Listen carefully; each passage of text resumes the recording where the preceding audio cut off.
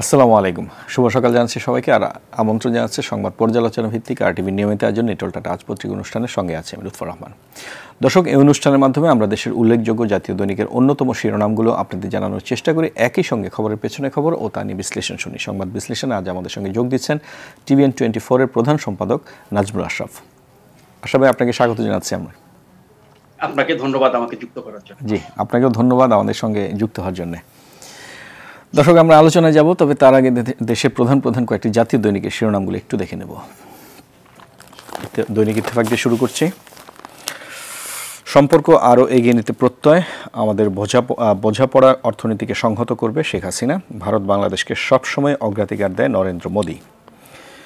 নিচে আছে বরিশালে সুয়ারেজ ট্রিটমেন্ট প্ল্যান্ট সহ ভারতের সঙ্গে 7 সমঝোতা স্মারক সই। পেছনে আছে প্রণোদনার সুবিধা থেকে বঞ্চিত 42% পোশাক শ্রমিক। টিআইবি বলছে জিডিপিতে পোশাক খাতের অবদান 10%, অথচ প্রণোদনার অর্ধেকই গেছে তাদের কাছে, এটি বৈষম্যমূলক বলছেন ডক্টর ইফতেখারুজ্জামান। প্রথম আলো সম্পর্ক এগিয়ে নেওয়ার অঙ্গীকার, হাসিনা মোদী ভার্চুয়াল আলোচনা। 2021-এ স্বাধীনতার সুবর্ণ জয়ন্তী আর সম্পর্কের 50 দশক পূর্তিতে ঢাকায় আসবেন নরেন্দ্র মোদী। ওই সফরে বিভিন্ন ক্ষেত্রে অগ্রগতির আশাবাদ। ডানে আছে লক্ষ্য ছিল 7.5 লাখ, গেছেন মাত্র 2 লাখ। আন্তর্জাতিক অভিবাসী দিবস। করোনা ভাইরাসের কারণে চাকরি হারিয়ে বিদেশ থেকে ফিরেছেন 3.5 লাখ কর্মী। নিচে আছে মাদকাসক্তের চিকিৎসা ইচ্ছে মতো। দেশে বৈধ মাদকাসক্তি নিরাময় কেন্দ্র 355টি, চিকিৎসক রয়েছেন 270 জন। বেশিরভাগ বেসরকারি কেন্দ্রে চিকিৎসক থাকেন না। যুগান্তর বলছে মানি লন্ডারিংয়ের অপর্যাপ্ত তথ্য, হাইকোর্টের তীব্র অসন্তোষ। শতাধিক ব্যক্তির বিরুদ্ধে 2500 কোটি টাকা পাচারের অভিযোগ। তালিকায় রয়েছে সম্রাট, খালেদ মাহমুদ, মওদুদ আহমদ, খন্দকার মোশাররফ হোসেন, এম মোর্শেদ খান, তারেক রহমানের নাম। নিচে আছে করোনার দ্বিতীয় ঢেউ, কাঁচামাল সংকটের মুখে শিল্প খাত। হাইলাইটসে বলা আছে জুলাই সেপ্টেম্বরে ঋণপত্র নিষ্পত্তি কমেছে 16,500 কোটি টাকা। কমেছে শিল্পের উৎপাদনও, স্থানীয় বাজারে বাড়ছে অনেক পণ্যের দাম। তার নিচে আছে মামলায় এগিয়ে বিএনপি সম্পদে আওয়ামী লীগ প্রার্থীরা, হলফনামা বিশ্লেষণ। স্বশিক্ষিত প্রার্থীদের মনোনয়ন দিয়েছে বড় 2 দল। কালের কণ্ঠ বলছে সীমান্তে হত্যা শূন্যে নামানোর আশ্বাস, বাংলাদেশ ভারত শীর্ষ বৈঠক। অঙ্গীকার সত্ত্বেও পশ্চিমবঙ্গের সম্মতি ছাড়া তিস্তা চুক্তি সইয়ের ব্যাপারে অসহায়ত্ব। পানি ইস্যুতে এ মাসেই কারিগরি কমিটির বৈঠক, আগামী মাসে জেআরসি। রোহিঙ্গাদের মিয়ানমারের প্রত্যাবাসনে গুরুত্ব ঢাকা দিল্লি, ঢাকাকে ব্রিক্স ব্যাংকে যুক্ত হওয়ার প্রস্তাব। ভারত, মিয়ানমার, থাইল্যান্ড সড়কে যুক্ত হতে চায় বাংলাদেশ। 39 দফা যৌথ ঘোষণায় ভবিষ্যৎ সম্পর্কের রূপরেখা। পেছনে আছে টিকার তালিকায় নাম তুলতে হুড়াহুড়ি।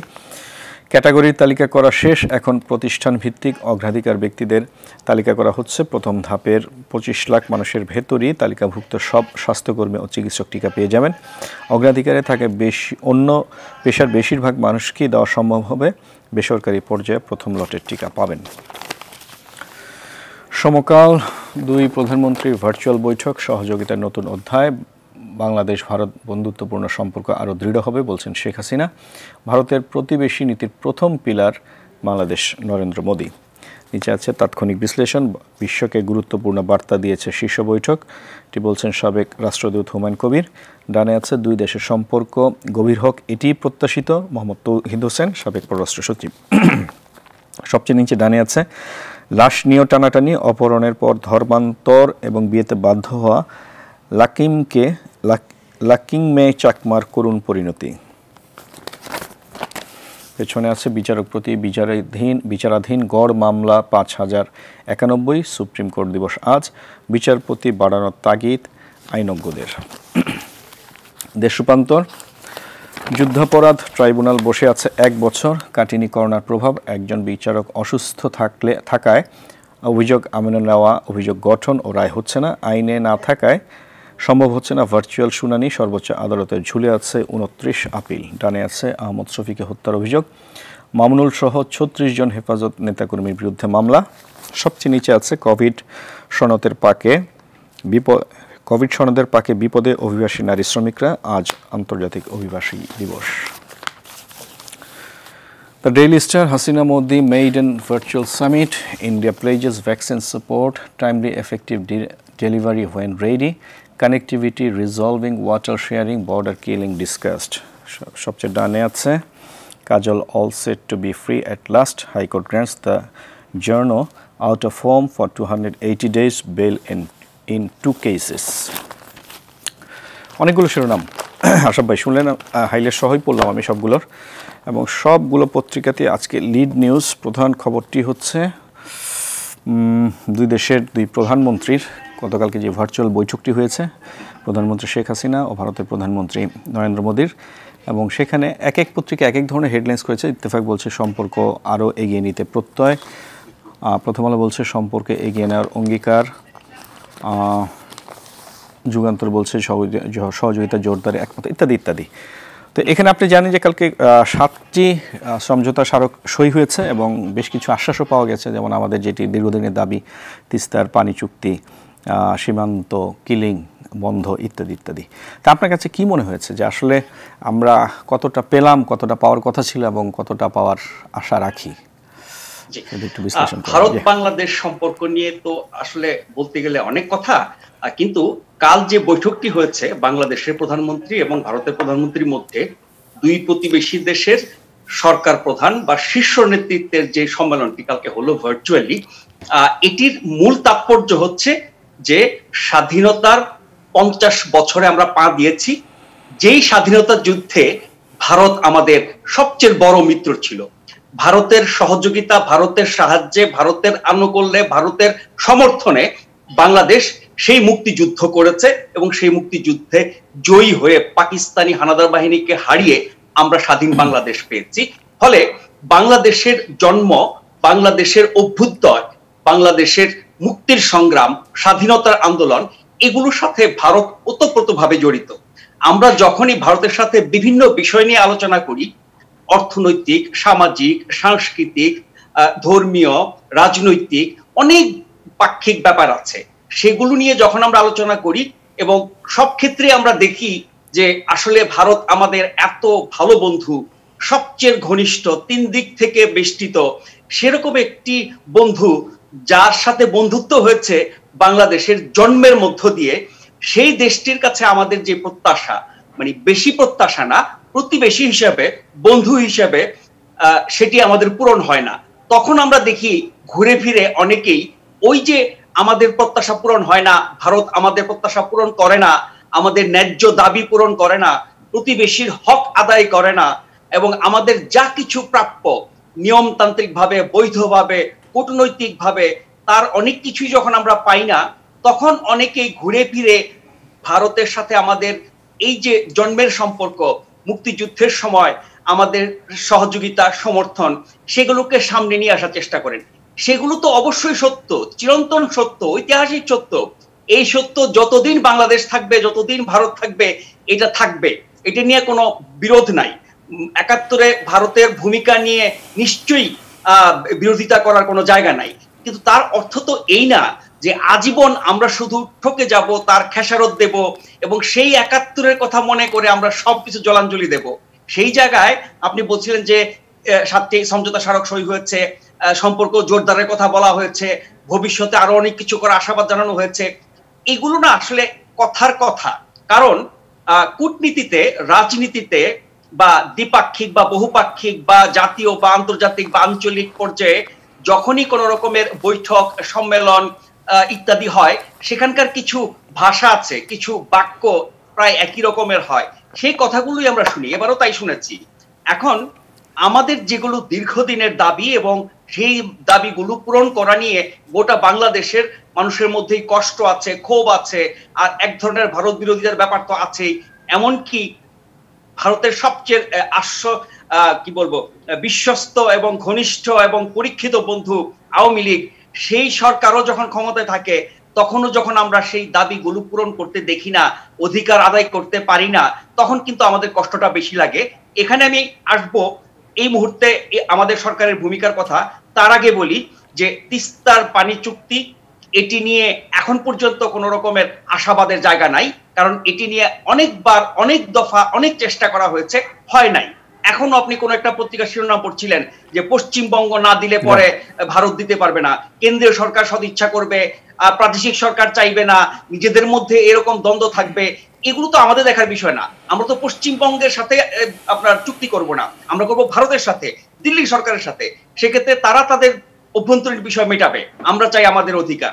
এখন তিস্তা নদীর পানি নিয়ে আমাদেরকে এতটাই হতাশ করেছে, যার কারণে চায়না, আমাদের আরেক বন্ধুপ্রতিম দেশ, তারা আমাদের এগিয়ে এসেছে, তারা একটা বাঁধ নির্মাণ করে দিচ্ছে, তার ফলে আমরা ওই সংকট থেকে উত্তরণ লাভ করতে পারবো।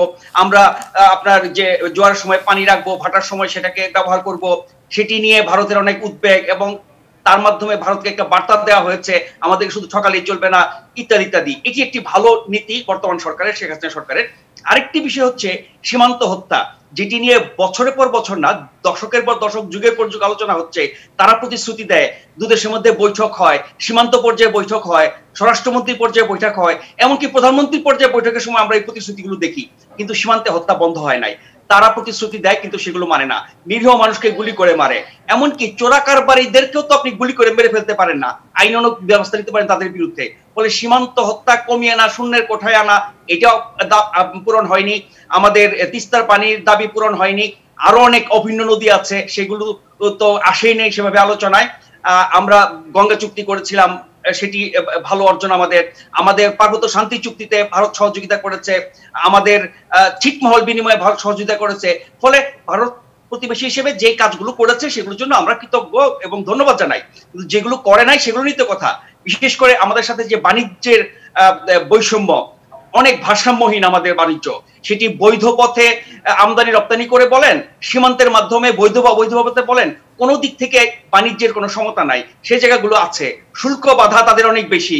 আমরা টেলিভিশনে যারা কাজ করি, ভারতের সব টিভি চ্যানেল আমরা বিনা বাধাই দেখি, আমাদের কোনো চ্যানেল সেখানে চালাতে দেয় না, অনেক বেশি টাকা চায়, অনেক শর্ত দেয়, ইত্যাদি ইত্যাদি। ফলে অনেক ধরনের বিষয় রয়ে গেছে। সেগুলোর যদি ন্যূনতম কোনো সুরাহা না হয়, তাহলে আমরা শুধু মুখেই বলবো ভারত আমাদের সেরা বন্ধু, ভারত আমাদের অকৃত্রিম বন্ধু, ভারতের সাথে ভালোবাসার শেষ নাই, কিন্তু আমাদের স্বার্থ আদায়ের জায়গাটিতে যদি ভারত নজর না দেয়, তাহলে কিন্তু বাংলাদেশের মানুষের খুব কষ্ট থেকে যাবে। ভারতের সাথে তার কোনো প্রতিবেশী সম্পর্কই ভালো না, পাকিস্তানও না, চায়নাও না, এমনকি ছোট দেশ নেপালও না। সেই জায়গায় ভারতের উচিত আমাদের প্রতি কৃতজ্ঞ থাকা। এত বঞ্চনা, এত কিছুর পরেও কিন্তু আমরাই এখন পর্যন্ত ভারতের সবচেয়ে ভালো প্রতিবেশী। মোদী যখন প্রথম মেয়াদে সরকারে আসে, তখন শুনেছিলাম বা তারা বলেছিল যে তিনি প্রতিবেশীদের সাথে আঞ্চলিকভাবে সম্পর্ক উন্নয়নের চেষ্টা করবেন, অনেক দৌড়ঝাঁপ করেছেন, কিন্তু সেটি হয়নি। না পাকিস্তানের সাথে হয়েছে, না আপনার চায়নার সাথে হয়েছে, না নেপালের সাথে হয়েছে, বাংলাদেশের তো একটা পর্যায়ে আছেই। সে জায়গায় আমি বলবো যে যেই আশাবাদগুলো কালকে জানানো হয়েছে, যে লক্ষ্যগুলো স্থির করা হয়েছে, যে সমঝোতাগুলো সই করা হয়েছে, সেগুলো একেবারে শব্দ ধরে ধরে পূরণ করবে ভারত, সেটি আশা করি। আর শেষ কথা বলতে চাই, আগামী বছর আমাদের স্বাধীনতার 50 বছর। স্বাধীনতা বললে ভারতের কথা আসে। ভারতের প্রধানমন্ত্রীকে আমাদের প্রধানমন্ত্রী আমন্ত্রণ জানিয়েছেন, ঢাকায় আসবেন আশা করছেন, কিন্তু মার্চ নাগাদ এখন পর্যন্ত করোনা পরিস্থিতির যে বাস্তবতা বিশ্বজুড়ে, বাংলাদেশে এবং ভারতে, তাতে করে মার্চের মধ্যে স্বাভাবিক হবে কিনা সন্দেহ আছে। যে কারণে মুজিব বর্ষের উদ্বোধনী অনুষ্ঠানেও কিন্তু ভারতের প্রধানমন্ত্রী আসতে পারেন না করোনার কারণে। বাট আমরা চাই স্বাভাবিক হোক, ভারতের প্রধানমন্ত্রী আসুক, আমাদের দাবি দাওয়া, আমাদের সেন্টিমেন্ট, আমাদের জন আকাঙ্ক্ষার প্রতি তিনি শ্রদ্ধাশীল হোক। অনেক লম্বা একটা আলোচনা আমরা শুনলাম, খুব চমৎকার একটা আলোচনা। আমি একটা বিরতিতে যাওয়ার আগে আপনার কাছে ছোট্ট করে একটু জানতে চাই, আপনি যেটা বললেন কালেন কণ্ঠ সেটি বলেছে, অঙ্গীকার সত্ত্বেও পশ্চিমবঙ্গের সম্মতি ছাড়া তিস্তা চুক্তি সইয়ের ব্যাপারে অসহায়ত্ব। আমরা এর আগে অফ দ্য রেকর্ডে একটা কথা শুনেছিলাম যে বিজেপি আশাবাদী যে আগামী বছর পশ্চিমবঙ্গে যে নির্বাচনটি হবে, বিধানসভা রাজ্যসভা নির্বাচন, সেখানে তারা যদি ক্ষমতা আসতে পারে তাহলে হয়তো এটার একটা সুরা হবে। এখন আমার প্রশ্ন হচ্ছে, তারা যদি না আসতে পারে তাহলে কি এটার কোনো সুরা হবে না তিস্তা চুক্তির? ব্যাপারটা সেরকমই তো দেখা যাচ্ছে। এটা ভারতের অভ্যন্তরীণ সমস্যা। এটা হচ্ছে পশ্চিমবঙ্গকে কেন্দ্র করে তৃণমূল কংগ্রেস এবং বিজেপির রাজনীতির সমস্যা, এবং তাদের নির্বাচন আসলে পরে কত উল্টাপাল্টা কথা, আমাদের বিরুদ্ধে অন্যায় কথাবার্তা বলা হয়। সেই জায়গায় তাদের সেই সংকটের জন্য আমরা কেন ভুক্তভোগী হব? তবে হতাশার কথা হচ্ছে যে কংগ্রেস যখন ক্ষমতায় ছিল তখনও হলো না, তখনও আমরা পাইনি। আপনার সবকিছু ঠিকঠাক করার পরেও কিন্তু মমতা ব্যানার্জির কারণে সেটি হয়নি। এখন বিজেপিও ভারতকেই প্রতিনিধিত্ব করছে, ঠিক আছে, কিন্তু কংগ্রেসের কাছে আমাদের প্রত্যাশাটা বেশি ছিল। এদিকে কংগ্রেস, এদিকে আওয়ামী লীগ, তখনকার সেই হিসাব মিলে যাওয়ার পর আমরা পাইনি। ফলে বিজেপির আমলে পাওয়ার কোনো সম্ভাবনা আমি আসলে দেখি না। আচ্ছা, ইন্টারন্যাশনাল এরিনা থেকে এবার একটু দেশের দিকে আমরা চোখ ফেরাই। গতকালকে আপনি জানেন রাশাদ ভাই যে হাইকোর্টে একটি একটি আদেশ হয়েছে, হাইকোর্ট একটু উষ্মা প্রকাশ করেছে, সেটা হচ্ছে মানি লন্ডারিংয়ের বিষয়। মানি লন্ডারিংয়ের অপর্যাপ্ত তথ্য, হাইকোর্টের তীব্র অসন্তোষ, বলছে যুগান্তর। সবগুলো পত্রিকাতে আছে।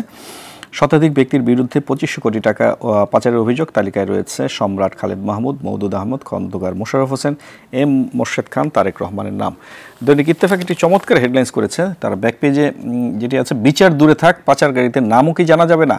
অর্থ পাচার নিয়ে নতুন কি আছে জানান দুদককে হাইকোর্ট বলছে। তারা যে তালিকাটা দিয়েছে সেটা হাইকোর্ট কিন্তু একেবারেই জনগণের যে সেন্টিমেন্ট বা মনোভাব সেটাই প্রকাশ করেছে।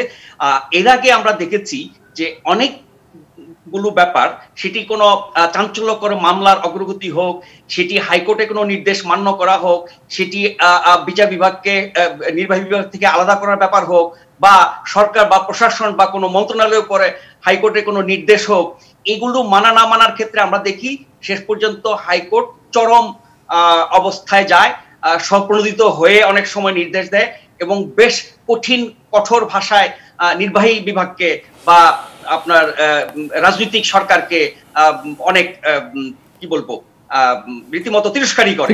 কিন্তু আমাদের সরকার প্রশাসনে কিছু হয় না এতে করে, এবং অনেক কিছুই যেগুলো দেশের স্বার্থে, জনগণের স্বার্থে সরকারের করার কথা, নির্বাহী বিভাগের করার কথা, প্রশাসনের করার কথা, সেগুলো হাইকোর্ট করে, হাইকোর্ট বলে, হাইকোর্ট নির্দেশ দেয়।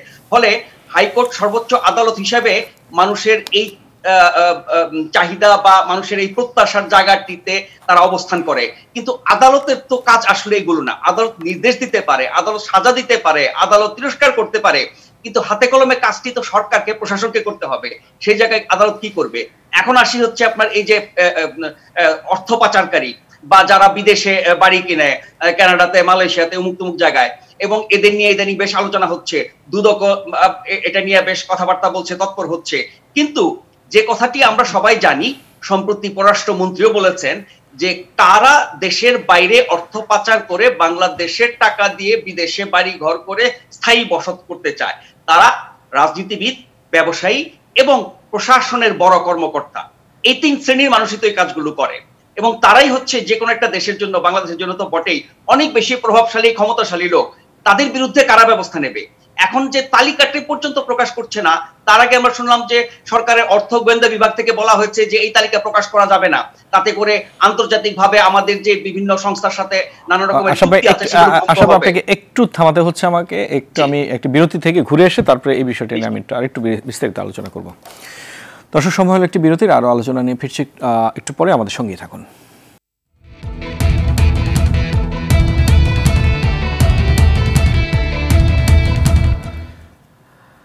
দর্শক, বিরতির পর আবার স্বাগত জানাচ্ছি আমাদের নিয়মিত আয়োজন নিটল টাটা আজ পত্রিকা অনুষ্ঠানে সংবাদ বিশ্লেষণে। আজ আমাদের সঙ্গে আছেন TVN24 এর প্রধান সম্পাদক নাজমুল আশরাফ। আশরাফ ভাই, আপনি বিরতির আগে যেটা বলছিলেন বেগমপাড়ার সাহেবদের কথা, জি এখন যেটি বলছিলাম যে অর্থ পাচার কারা করে বা কাদের পক্ষে করা সম্ভব? আমার আপনার এত অর্থ নয় যে আমরা পাচার করতে পারবো। তাহলে যারা ব্যবসায়ী, বৈধ অথবা অবৈধভাবে, তাদের প্রচুর অর্থ থাকে, তারা পাচার করে। যারা রাজনীতি করেন, যারা দেশ চালান, যারা প্রশাসনে আছেন, বড় বড় কর্তা ব্যক্তি, তারা এই কাজটি করে। এবং পররাষ্ট্রমন্ত্রী বলেছেন যে বেশিরভাগই হচ্ছে প্রশাসনের লোক।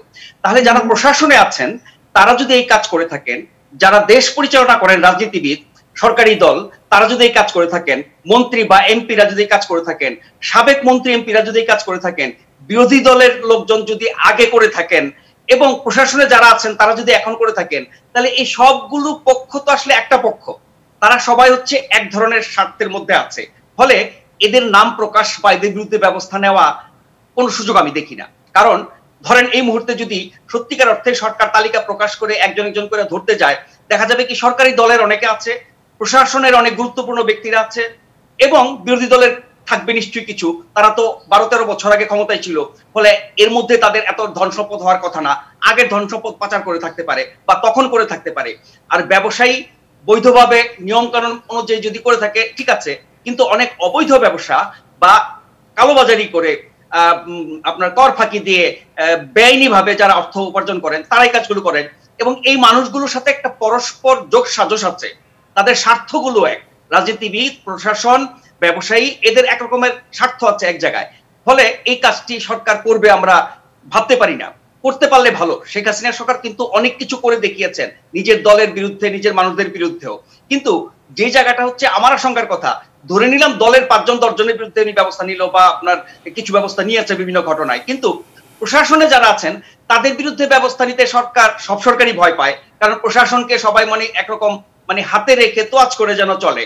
কারণ প্রশাসন বিগড়ে গেলে মনে হচ্ছে যন্ত্র মঞ্চ হবে, প্রশাসন বিগড়ে গেলে মনে হচ্ছে সরকার পড়ে যাবে, এরকম একটা ধারণা বা আশঙ্কা কিন্তু আমাদের দেশে থাকে। এই কারণে হয়তো প্রশাসনের ব্যক্তিদের বিরুদ্ধে ব্যবস্থা নেওয়া হয় না। আর হাইকোর্ট যেটি বলেছে যে ভাই ব্যবস্থা তো দূরের কথা, অন্তত নামগুলো বলেন। এখন আপনি একটা পত্রিকায় কয়েকটা নাম পড়ছিলেন, এরা তো ভাই সব মরা রাজনীতিবিদ। মানে সেই 12-13 বছর আগে ক্ষমতায় ছিল, তখন কি করেছে? আপনি শুধু কি বিএনপির আমলে অর্থ পাচার হয়েছে? আওয়ামী লীগের আমলে হয় নাই, জাতীয় পার্টির আমলে হয় নাই, বা অন্য কোনো সরকারের আমলে হয় নাই? হয়েছে।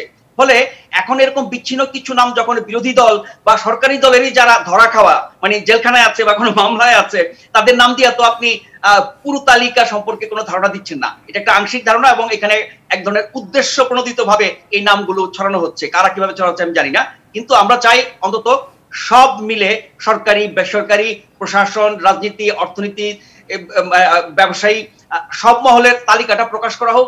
জনগণ অন্তত তাদেরকে চিনুক, তাদের সামাজিক একটা লাঞ্ছনা হোক, মানুষ তাদেরকে ঘৃণা করুক। বিচার হলে তো খুবই ভালো কথা। সেক্ষেত্রে হাইকোর্টের বিচারপতিদের মতো আমাদের বলতে হবে, জনগণকে বলতে হবে বিচার দূরে থাক, পাচারকারীদের নামটা অন্তত জানি। আচ্ছা, আপনি যেই 3 শ্রেণীর কথা বলছিলেন, যে রাজনীতিবিদ, ব্যবসায়ী এবং আমলা, তো ওনাদেরই তো কাজ হচ্ছে একটি দেশকে গড়ে তোলা। তো ওনারাই কেন অর্থটা পাচার করছেন? তার মানে কি ওনারা কি এই দেশে কোনো ভবিষ্যৎ দেখতে পাচ্ছেন না?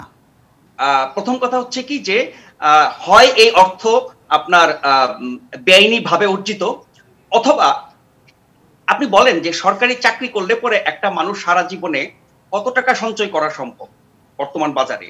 ফলে আপনি কানাডা বাড়ি কিনবেন, মালয়েশিয়া বাড়ি কিনবেন, বা আপনার কি বলে ব্রিটেনে বাড়ি কিনবেন, বা ইউরোপের কোনো দেশে বাড়ি কিনবেন বা ফ্ল্যাট কিনবেন, অনেক সামর্থ্যের ব্যাপার। সেটি যদি কেউ বৈধভাবে করেও থাকে, সেক্ষেত্রে আসলে অঙ্গীকার নিয়ে প্রশ্ন।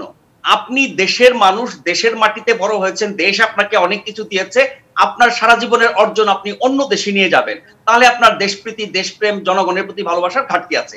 দ্বিতীয় কথা হচ্ছে যে যারা অবৈধভাবে এই কাজটি করেন, তারা তো পালিয়ে যাতে যেতে পারেন, দেশে কোনো রাজনৈতিক পরিবর্তন হলে পরে পালিয়ে যাতে নিরাপদে থাকতে পারেন, সেই কারণে বাড়িঘর করে রাখে ওখানে, এবং হয়তো টিকিটও কেটে রাখে, অনেকের কথা শোনা যায়। আর তৃতীয়ত কারণ হতে পারে, মানে সরকার পরিবর্তন হলে পরে আপনার বিরুদ্ধে মামলা হতে পারে, বিচার হতে পারে, জেলে যেতে পারেন এই ভয়ে। আরেকটা হচ্ছে যে আমার এত সম্পদ, এটাকে আমি দেশে রাখতে পারছি না, তাই অন্য জায়গায় রাখছি। অথবা সবই ঠিক আছে, কিন্তু বাংলাদেশের চেয়ে আমার কানাডায় থাকতে ভাল লাগে, আমেরিকায় থাকতে ভাল লাগে, তো আমার ফ্রান্সে থাকতে ভাল লাগে, এই জন্য তারা করতে পারেন বিলাসী মানুষ। এই সব শ্রেণী মানুষকে আমি বলবো ইনকামটা তাহলে ওই সব দেশে গিয়ে করুক, এখান থেকে ইনকাম করে এই দেশের মানুষের তারা অর্জন করে। হ্যাঁ, মানে আপনি দেশ থেকে অর্জন করছেন, এবং বাংলাদেশে ধরেন প্রতিটি মানুষ যারা এই পর্যায়ে আছেন, সেটি আমলা বলেন, রাজনীতিবিদ বলেন, ব্যবসায়ী বলেন, সাংবাদিক, কবি, ইঞ্জিনিয়ার, ডাক্তার, সব ক্ষেত্রে কথা বলছি, বাংলাদেশের বাস্তবতায় এই শ্রেণীর মানুষদের পেছনে দেশের যে বিনিয়োগ, জনগণের অর্থের টাকার যে বিনিয়োগ। আপনি ঢাকা বিশ্ববিদ্যালয়ে পড়েছি কি 10 টাকা বেতনে, অথচ ঢাকা বিশ্ববিদ্যালয়ের মানের শিক্ষা যদি আপনি বেসরকারি বিশ্ববিদ্যালয়তে যান, কত হাজার হাজার কোটি টাকা লাগে। তাহলে দেশের প্রতি, দেশের মানুষের প্রতি আমাদের কি ন্যূনতম এটুকু কৃতজ্ঞতা বোধ থাকবে না, যে আমরা দেশে থেকে নিজের মেধা, নিজের শ্রম, নিজের যা কিছু সামর্থ্য আমি দেশকে দেই, মানুষকে দেই? সেই জায়গায় তো তাদের অঙ্গীকারের অভাব। দুঃখজনক, অত্যন্ত দুঃখজনক। ইত্তেফাকের পেছনের পাতায় আছে সংবাদটি, প্রণোদনার সুবিধা থেকে বঞ্চিত 42% পোশাক শ্রমিক। টিআইবি বলছে জিডিপিতে পোশাক খাতের অবদান 10%, অথচ প্রণোদনার অর্ধেকই গেছে তাদের কাছে, যাকে বৈষম্যমূলক বলছেন ডক্টর ইফতেখারুজ্জামান টিআইবি। বৈষম্য বললে আসলে কম বলা হয়। ধরেন আমরা পাকিস্তানের বিরুদ্ধে যুদ্ধ করে স্বাধীন হলাম কেন? কারণ আমরা অর্থনৈতিক শোষণের শিকার ছিলাম। মোটা দাগে যদি বলি, অর্থনৈতিক শোষণটা আমাদের সবচেয়ে বড় আপনার অন্যায় ছিল আমাদের বিরুদ্ধে, এবং 22 পরিবারের কাছে সকল সম্পদ। আমরা এখন বাংলাদেশে 16-17 কোটি মানুষ, এই 16-17 কোটি মানুষের দেশের যা কিছু সম্পদ, যা কিছু অর্জন, সেটি কত শতাংশ মানুষের কাছে? খুব মুষ্টিমেয় মানুষের কাছে। যার কারণে সম্পদের সুষম বন্টন না হওয়ার কারণে কিন্তু যতই আপনার দেশের উন্নতি হোক, প্রবৃদ্ধি বাড়ুক, মাথাপিছু আয় বাড়ুক, তার সুফল কিন্তু গড়পড়তা মানুষ, সাধারণ মানুষ কখনো পায় না। এবং সব সময় তেলা মাথায় তেল দেওয়া হয়, এবং যারা প্রভাবশালী, যারা ক্ষমতাশালী, যাদের হাতে অনেক কিছু আছে, তাদেরকে আরো দেওয়া হয়। এই বাস্তবতায় আমাদের পোশাক খাত খুবই গুরুত্বপূর্ণ অর্থনীতিতে। আমাদের পোশাক খাত সারা বিশ্বে আমাদেরকে যেমন পরিচিতি করেছে, বৈদেশিক মুদ্রা অর্জন করেছে, দেশে কর্মসংস্থান করেছে, ফলে তাদের অবদানকে খাটো করে দেখার কোনো সুযোগ নাই। কিন্তু এই যে ভারতের মতো যে ৭১ আপনি হেল্প করছেন, সারা জীবন আপনার ছাড় দিয়ে যাব, তো এখন পোশাক খাত আপনি আমার দেশের জন্য এই করেছেন, তার জন্য কি আপনাকে সব ক্ষেত্রে সর্বাধিক গুরুত্ব দিতে হবে? সেই জায়গাটাও কিন্তু সরকার এক ধরনের বৈষম্য বা আপনার কি বলবো একরকম অন্যায় করছে। আরো অনেক খাত আছে, সব খাত বৈদেশিক মুদ্রা অর্জন করবে বা সমান হারে করবে তা তো না, কিন্তু আপনি যখন একটা দেশ চালাবেন, রাষ্ট্র পরিচালনা করবেন, আপনাকে সব শ্রেণী পেশার মানুষ, সব খাত, সব ধরনের বিষয়ের ক্ষেত্রে তো আপনাকে নজর দিতে হবে। সব ক্ষেত্রে লাভ লোকসান হিসাব করলে হবে না। সেই জায়গায় তারা প্রণোদনার বেশিরভাগ নিয়ে নিচ্ছে। তাহলে অন্যান্য খাতের কি হবে? দেশীয় শিল্পের কি হবে? আরো যত রকমের ব্যবসা বাণিজ্য আছে, ওইসব মানুষগুলো কি করবে? করোনায় তো সবাই আক্রান্ত হয়েছে কম বেশি, তাদের তো সামর্থ্য অনেক বেশি, তাদের মুনাফা অনেক বেশি, তারা অনেক বছরে অনেক সম্পদ অর্জন করেছেন। তাদের যদি কয়েকশো কোটি টাকা চলে যায়, যেটুকু ক্ষতি না হবে, আমার আপনার কয়েক হাজার টাকা চলে গেলে তার চেয়ে বেশি ক্ষতি হবে। তো ফলে আমরা প্রণোদনা দেওয়ার ক্ষেত্রে অন্যান্যদের বিবেচনা কেন নিচ্ছি না? বা অতি সাধারণ মানুষকেও, আমাদের হয়তো সেই ব্যবস্থা নাই। আমেরিকাতে কিন্তু কদিন পর পর এক একটা বিল নিয়ে অনেক ডিবেট হয়, আলোচনা হয়, তারপর এক একটা বিল পাশ করে যারা বেকার হয়ে পড়েছে করোনা মহামারীর কারণে, তাদেরকে একদম নগদ চেক দেওয়া হচ্ছে। তো আমাদের দেশে হয়তো সরকারের সেই সামর্থ্য নাই, অন্য অনেকভাবে সহযোগিতা করা হচ্ছে। কিন্তু করোনায় ক্ষতিগ্রস্ত হিসেবে যদি আমরা বিবেচনা করতে চাই রাষ্ট্রীয়ভাবে, সরকারিভাবে, সেটি আসলে তলানি থেকে আসা উচিত।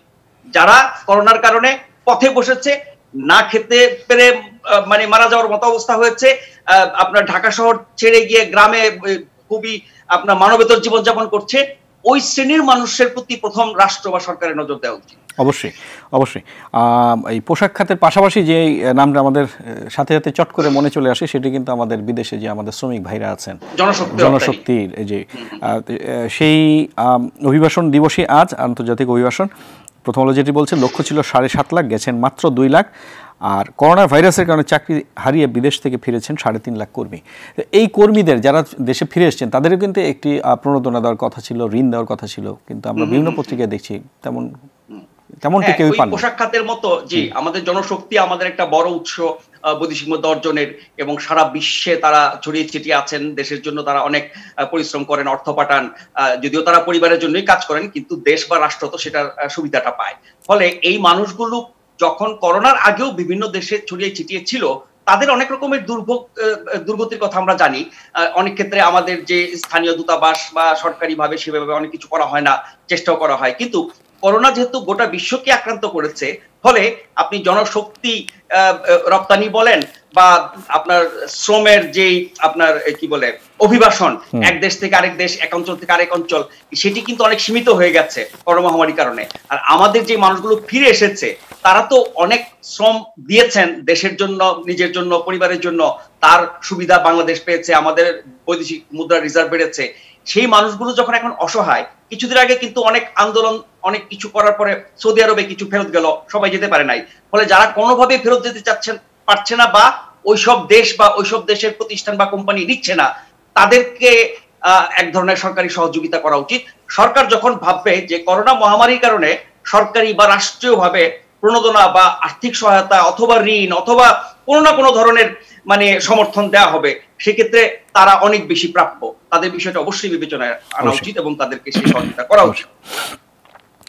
আসলে আজকে সুপ্রিম কোর্ট দিবস, সমকালের পেছনে পাতায় সংবাদটি আছে, বিচারক প্রতি বিচারাধীন গড় মামলা 5091। এক একজন বিচারকের উপরে 5091টি মামলা। এত সময় কোথায় পাবেন? আমাদের বিচার বিভাগ, বিচার প্রক্রিয়া, মামলা জট, মামলা সময় মতো নিষ্পত্তি না হওয়া, ন্যায় বিচার না পাওয়া, বছরের পর বছর দুর্ভোগে পড়া, মানুষের কি বলবো জীবন শেষ হয়ে যায়, অনেকের মামলা শেষ হয় না, ন্যায় বিচার যদি আপনার বিচারিক আদালতে পায়, সেটি গিয়ে সর্বোচ্চ আদালতে নিষ্পত্তি হতে অনেক সময় লাগে। সবকিছু মিলে আমাদের গোটা বিচার ব্যবস্থার অনেক রকমের সংকট বা সমস্যা আছে। তার একটি বড় দিক হচ্ছে যে আমাদের বিচারকের সমস্যা, মামলার তুলনায় বিচারকের সমস্যা, আদালত বা তার নানান সুযোগ সুবিধা সেগুলোকে তো নয় বাদ দিতাম। ফলে পর্যাপ্ত বিচারক যদি না থাকে তাহলে কি করে দ্রুত বিচার করবে? আর এতগুলো মামলা যে এক একজনের ঘাড়ে জমেছে সেটি তো 1-2 বছরে হয় না, বহু বছরে হয়েছে। ফলে আমরা যতই শুনি সরকারের মুখে এগুলো দূর করার এই সেই ব্যবস্থা নেওয়া হচ্ছে, আপনি 10টা মামলা দূর করলেন, আরো তো 50টা মামলা এসে হাজির হয়।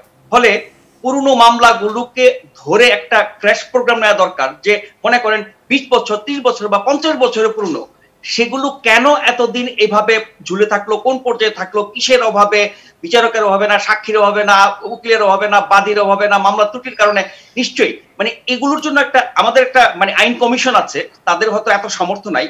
কোন একটি কমিশন গঠন করে আমাদের পুরো বিচার ব্যবস্থা, বিচার প্রক্রিয়া, বিচার সংশ্লিষ্ট সব সমস্যা, মামলা এবং মামলা সংক্রান্ত যত সমস্যা, সেগুলোর এক ধরনের পরীক্ষা নিরীক্ষা, গবেষণা, পর্যালোচনা করে আমার মনে হয় যে এই যে বিশাল মানে সমস্যা আমাদের, সেটি ধাপে ধাপে দূর করা যেতে পারে। তবে বিচারক তো নিয়োগ বাড়াতেই হবে। আর হুটহাট যে কোনো কারণে মামলা, রাজনৈতিক কারণে মামলা, এতে করে কিন্তু মামলার সংখ্যা অনেক বেশি বাড়ে। আশা ভাই, আমরা আর সর্বোচ্চ 2 মিনিট সময় পাবো। 1 মিনিট করে দুটো বিষয় একটু আলোচনা আমি শুনতে চাই। যেটা বলছিলেন যে বিচারক কিন্তু আমাদের বাড়ছে না, কিন্তু মামলা কিন্তু বাড়ছে। যেমন গতকালকে চট্টগ্রামে একটা মামলা হয়েছে, আহমদ শফিকে হত্যার অভিযোগ, মামুনুল সহ 36 জন হেফাজত নেতাকর্মীর বিরুদ্ধে মামলা কিন্তু হচ্ছে। জি, আহমেদ শফি সাহেব মারা যাবার আগে এবং তিনি মারা যাওয়ার পরে যে খবরগুলো, ঘটনাগুলো আমরা জেনেছি, এবং আহমেদ শফি সাহেবের ছেলে শ্যালক বা তার যারা সমর্থক, তাদের মুখে আমরা এই অভিযোগগুলো শুনেছি। তাকে মেরে ফেলা হয়েছে, তাকে এমন পরিস্থিতি তৈরি করা হয়েছে, তিনি মানসিক চাপে ছিলেন, হাসপাতালে থাকার সময় তার মানে চিকিৎসা ব্যাহত করা হয়েছে, বা তার আপনার শ্বাস নিঃশ্বাসের আপনার নল খুলে ফেলা হয়েছে, এরকম অনেক কথাবার্তা আমরা শুনেছি। ফলে আহমেদ শফি সাহেব কি স্বাভাবিক মৃত্যুবরণ করেছেন, নাকি মৃত্যুর পেছনে কারো দায় আছে, এই প্রশ্ন কিন্তু শুরু থেকে উঠেছে। হেফাজতের ভিতরেই এই অভিযোগগুলো উঠেছে, পক্ষ বিপক্ষ পাল্টাপাল্টি আমরা শুনেছি। এবং সেই হেফাজত যখন আবার নিজেদের অনৈক্য এবং বিরোধটাকে আড়াল করার জন্য তারা বঙ্গবন্ধুর ভাস্কর্য সহ নানান বিষয় নিয়ে মাঠে সরগরম হয়ে গেল, এবং সেগুলো খুবই অযৌক্তিক এবং অন্যায়, সেটি অনেক বড় এবং পুরনো আলোচনা ভাস্কর্যে, সেখানে যাচ্ছি না। কিন্তু এই যে হেফাজতের সংকটটি ছিল, তাকে আড়াল করার জন্য যে হেফাজত আবার নতুন সংকট তৈরি করলো, তাতে সরকার বা প্রশাসন যে একটু বেকায়দায় পড়লো এবং অনেক রকমের ব্যবস্থা নেওয়ার কথা বললো, তার একটি হচ্ছে মামলা। এর আগেও আমরা কয়েকটা মামলার কথা জানি। এই মামলাটি করেছেন তার শ্যালক। এখন বাংলাদেশে আমরা জানি যে সরকার নিজের করতে হয় না, পুলিশেরও বা নিজের প্রশাসনের নিজের করতে হয় না, কাউকে না কাউকে দিয়ে করানো যায়। এখন এই হেফাজত যেহেতু বেশি ঝামেলা করতেছে, তাদের নিজেদের বিরুদ্ধে নিজেদের মানে লেলিয়ে দিলে তো তারা ওটা নিয়ে ব্যস্ত থাকবে, এটা একটা রাজনৈতিক কৌশল হতে পারে। আচ্ছা, এটা যদি নাও হয়, তাহলে ওই যে বললাম, যেহেতু আহমেদ শফি সাহেবের মৃত্যু নিয়ে অনেক প্রশ্ন আছে, তার জন্য মামলা হয়ে তদন্তের মাধ্যমে এর একটা নিষ্পত্তি হওয়া উচিত। তা না হলে কিন্তু এটি প্রশ্ন মানুষের মধ্যে থেকে যাবে। আর হেফাজত যখন নিজেদের মধ্যে এরকম আপনার মারামারি, কাটাকাটি, এই ধরনের অভিযোগ, পাল্টা অভিযোগ, আরো অনেক রকমের বিরোধ তাদের আছে, তারা আবার মানে ইসলামকে হেফাজত করতে চায়, মানুষকে কি বলবো সঠিক পথে আনতে চায়, সেই প্রশ্ন কিন্তু মানুষের মধ্যে আসে। একেবারে শেষ মিনিটে দাঁড়িয়েছি, আপনি কি 30 সেকেন্ড একটু বলতে পারবেন? কারণ আমি জানি যে আপনার অন্যতম প্রিয় সাবজেক্ট হচ্ছে আমেরিকার নির্বাচন। ইত্তেফাক বলছে, বিবিসির বিশ্লেষণ, ট্রাম্প কি রাজনীতি ছেড়ে দিবেন? 30 সেকেন্ডে বলতে হবে। আপনার কাছে কি মনে হয়? বলি, প্রথম কথা হচ্ছে ট্রাম্প রাজনীতি ছাড়বেন না, কারণ রিপাবলিকান পার্টি এত বেশি নির্ভরশীল ট্রাম্পের উপরে, এখন রিপাবলিকান পার্টিকে ট্রাম্প পার্টি বলা হয়, এবং অনেকেই ট্রাম্পের উল্টাপাল্টা কথাবার্তা, নির্বাচন না মানা এবং যত সব আজগুবি অভিযোগের বিরুদ্ধে কথা বলে না, এই কারণেই, কারণ দায়িত্ব ছাড়ার পরে সে রিপাবলিকান পার্টিতে যথেষ্ট প্রভাবশালী থাকবে, সেই কারণে ভয়ে তার বিরুদ্ধে অনেক রিপাবলিকানরা কথা বলে না। ফলে তার রাজনীতি ছাড়ার কোনো সম্ভাবনা দেখি না। তিনি রাজনীতি করবেন, রিপাবলিকান পার্টি গিলে খাবেন, দখল করবেন, এবং 2024 সালে আবার নির্বাচনে দাঁড়াবেন। ওকে, আমরা যদি ওই পর্যন্ত বেঁচে থাকি অবশ্যই দেখব। অনেক অনেক ধন্যবাদ আশা ভাই আপনাকে, আজকে অনেক একটু চমৎকার আলোচনা উপরে দেওয়ার জন্য ধন্যবাদ আপনাকে। দর্শক, নিটলটার আজ পত্রিকা অনুষ্ঠানটি এখানে শেষ করছে। অনুষ্ঠানটি প্রতি রবি থেকে বৃহস্পতিবার সকাল 9:15, শুক্রবার সকাল 10:10 আপনি দেখতে পান। দেখার আমন্ত্রণ রইল। করোনাকালে মাস্ক পরে, শারীরিক দূরত্ব বজায় রেখে নিরাপদে থাকুন, আর RTV সঙ্গেই থাকুন। ধন্যবাদ সবাইকে।